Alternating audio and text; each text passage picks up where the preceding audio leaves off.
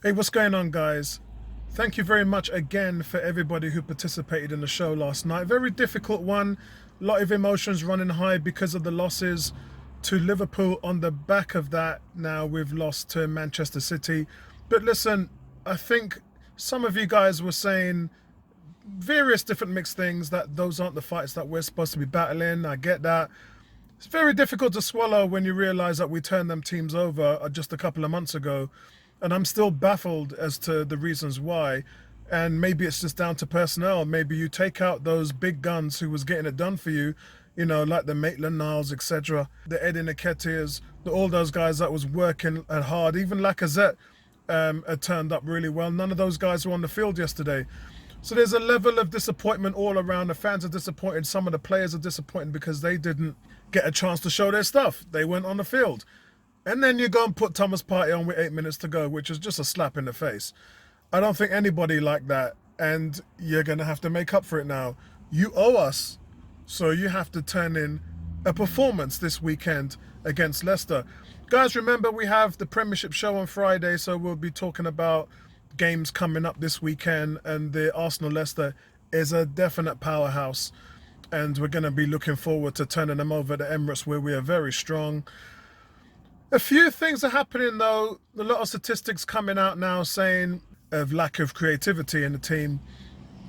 You have players like Danny Ings and Rodriguez who have had twice more shots than Aubameyang, and players like Salah and Harry Kane that have had 4 times as much shots as Aubameyang. And that's embarrassing because that's why the guy hasn't been scoring. But what you have is it always leads back to Mesut Ozil. And I don't want to hit you guys over the head with this because for me that boat has sailed. 25-man roster is going to be released tomorrow and I don't believe him or Socrates is going to be on it. That's just being honest. Nothing dictates or indicates that Mesut Ozil would be part of the squad, which for me means his Arsenal career is done now. And it also means that you're paying this guy all this money. And I wouldn't mind if you weren't having the problems on the field, catering the fact that he's not there. But your main problem is creativity. That's your problem. And the man that creates the most chances ain't there. So, look, everyone's fed up of all of that, and I get it. I'm fed up too. But the questions are going to be kept being asked to you as to why you are doing what you're doing. And Mertesacker said, the problem with Mesut Ozil and the front office are not related to on-field performances. It is not because of that, which only indicates now that the issues are personal. And as we've talked about here on 101, the China, the Muslim thing, the words he said, the not taking a pay cut salary, all these things just are building up and they're irking the front office and they're irking the values of the team and where everyone has to fall in line. And it's clear they got a problem with him. Arteta, this is beyond his pay grade. But what it means, forget all of that. Park it, because we've talked about that problem till we're blue in the face. What it means, though, is that you have a lack of creativity on the pitch. And we're not saying that he's the answer.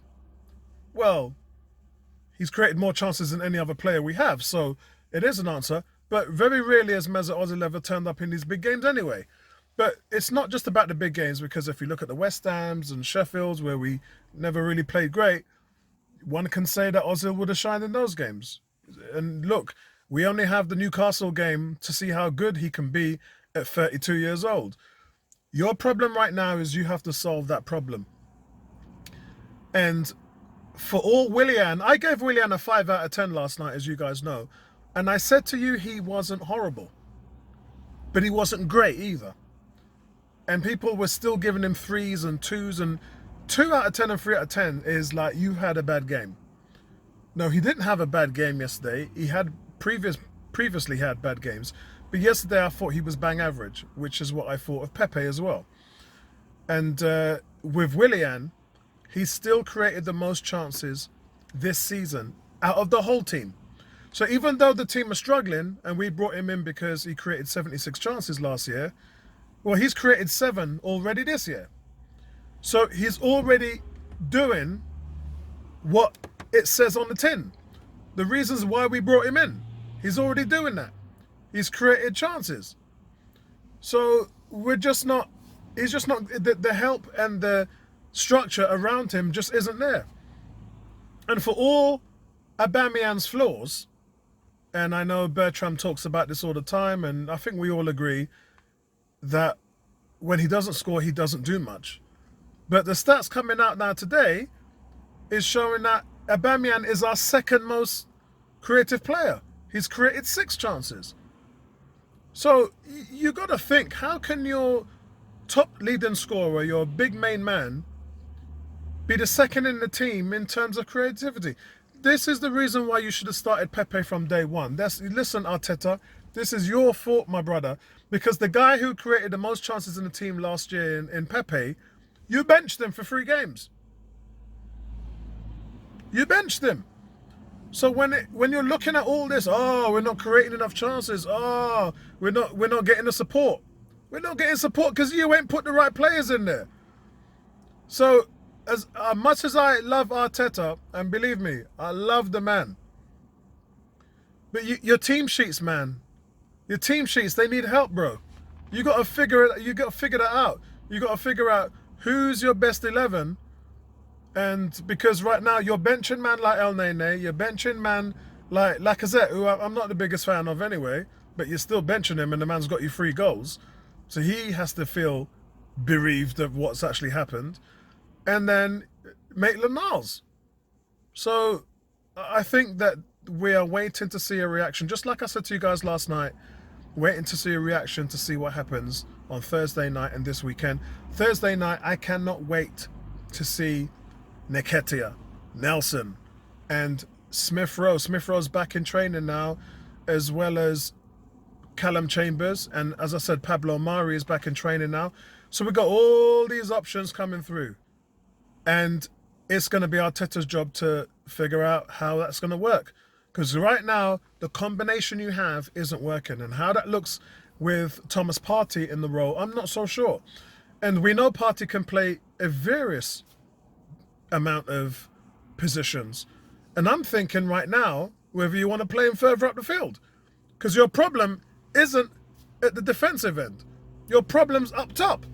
So if the man, and you look at his stats, remember we looked all across the board, the man has got dribbles, chances created, he's assisting play.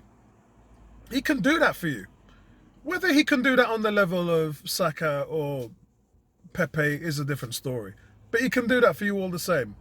So I think you got to kind of go with a combination that you're going to work things out. I cannot wait to see Smith Rowe. For me, remember I talked about Smith Rowe being the replacement, the natural replacement for Aaron Ramsey that we haven't had and still not had. And maybe Ceballos is that guy. We thought he was that guy. He's played like he's that guy. But this weekend, he definitely weren't that guy.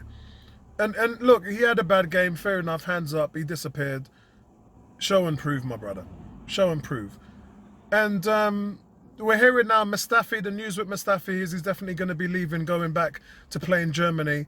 It's just a shame it wasn't now. Teams are just sitting there waiting for the money to come to them rather than paying an outlet. Why would you pay 5 million when the guy's going to fall into your lap next summer? And not just that, but you can sign him in 2 months in the new year. So this is the reason why things never happen for him, never happen for Socrates, never happen for Klasnach. It is what it is. And as I said to you guys, let's take it on the chin and just move on. And moving on, I think, is a blessing. Because, as I said, it's all about what happens with Leicester this weekend. And we have to put in a result. But I just really want to thank you guys for being patient, being understanding, being loyal, progressive fans. Yeah, we're allowed to moan a little bit. But at the end of the day, we're Arsenal fans. We love the team. And we're pushing positivity right here. And we just want to see us start to put a result. Because, guys, look, we're only in 5th place. If we start winning again, that puts pressure on the teams behind us. Think about it. Yeah, we're ahead of Spurs, ahead of Chelsea, Man United, City. We don't have to worry about what they do if we're winning. We don't. Who cares what they're doing? Let's just keep winning our games and let them focus on chasing us. Right now, I'm kind of happy we're sitting in 5th place. But let's see what happens, man. Lots of danger out there. Lots of very good teams. West Ham, Aston Villa, Leeds United. A lot of good teams out there, guys. Everton, let's not talk about them, top of the league. A lot of good teams out there. Arsenal have to turn up and make ourselves accountable. Thanks for supporting the channel, guys. Really appreciate it. And I'll catch up with you guys in the next one. Peace right back at you.